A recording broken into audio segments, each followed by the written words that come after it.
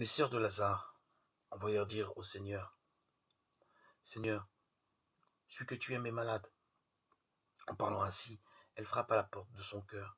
Elles atteignent sa charité. Elles s'efforcent de vaincre leur détresse par la force de leur amitié. Mais pour le Christ, il importe davantage de vaincre la mort que d'éloigner la maladie. Aimer pour lui, ce n'est pas tirer du lit, mais ramener des enfers, et pour son ami, ce qu'il va lui procurer bientôt, ce n'est pas le remède à sa langueur, mais la gloire de la résurrection. Bref, quand il apprit que Lazare était malade, il demeura 2 jours au même endroit. Vous voyez, comme il laisse le champ libre à la mort, il donne ses chances au tombeau, il permet à la décomposition de s'exercer et n'empêche ni la pourriture ni l'odeur infecte.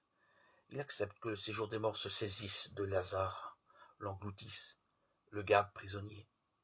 Il agit pour que tout espoir soit perdu et que toute la violence de la désespérance terrestre se déchaîne, afin qu'on voit bien que ce qui va se passer est l'œuvre de Dieu, non de l'homme.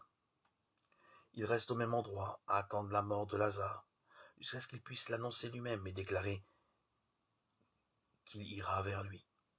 En effet, dit-il, Lazare est mort, et je m'en réjouis. C'est donc cela, aimer.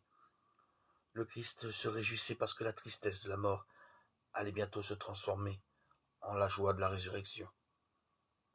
Et je m'en réjouis à cause de vous. Pourquoi à cause de vous? Parce que dans la mort et la résurrection de Lazare se peignait toute la figure de la mort et de la résurrection du Seigneur. Ce qui allait bientôt suivre chez le Maître était déjà réalisé chez le serviteur. Elle était donc nécessaire, cette mort de Lazare, pour que la foi des disciples, ensevelie avec Lazare, ressuscite avec lui.